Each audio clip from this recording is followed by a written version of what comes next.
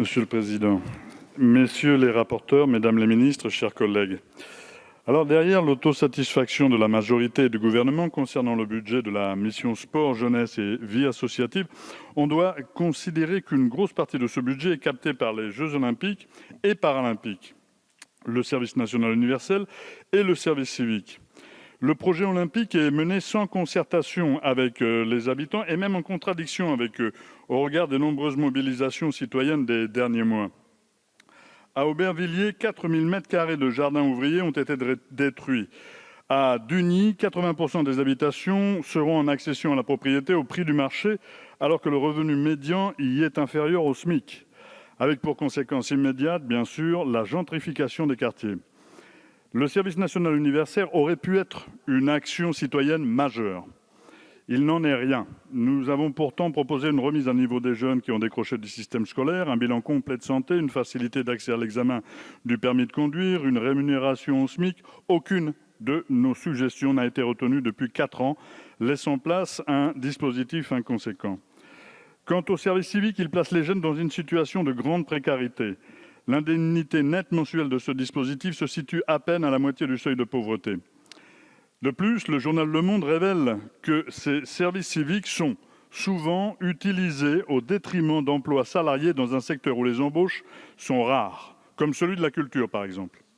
C'est la raison pour laquelle les organisations de jeunesse souhaitent la création d'emplois jeunes avec une rémunération au moins égale au SMIC.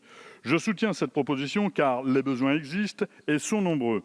Ainsi, si on met de côté les 295,65 millions alloués aux Jeux olympiques et paralympiques 2024, les 110 millions pour le service national universel et les 498,8 millions pour le service civique, il ne reste que 710 millions de crédits pour le sport, la jeunesse et la vie associative dans ce budget, ce qui ne laisse plus grand-chose pour agir efficacement en direction du sport amateur et des associations.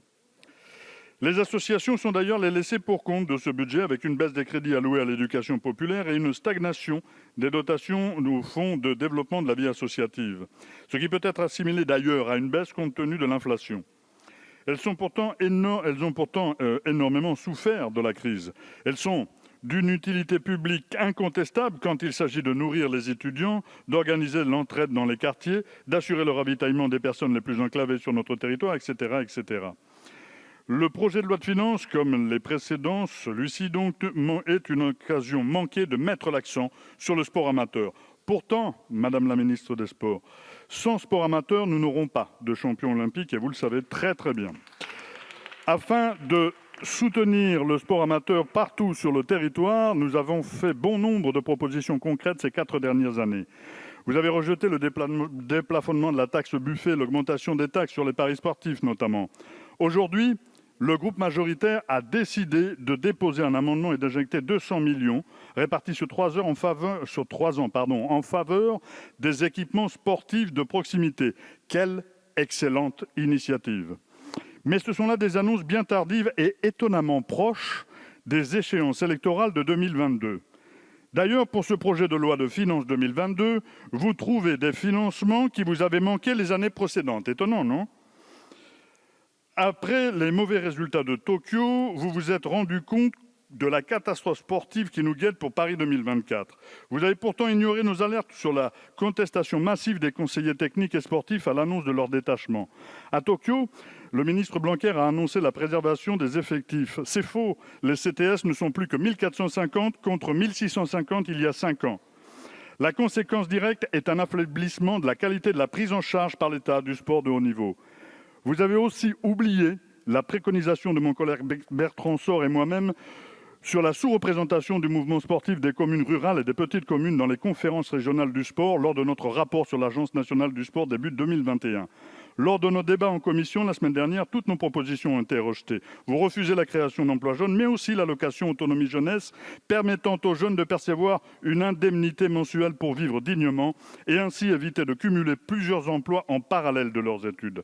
Il faut absolument augmenter les subventions aux associations qui ont été largement sollicitées pendant la crise sanitaire. Vous le refusez aussi. Madame la ministre, malgré vos efforts de communication, il est clair que ce projet de loi de finances, comme les précédents, est bien loin de vos annonces historiques promises, bien loin d'une planification à long terme de la politique sportive tournée notamment vers le sport amateur.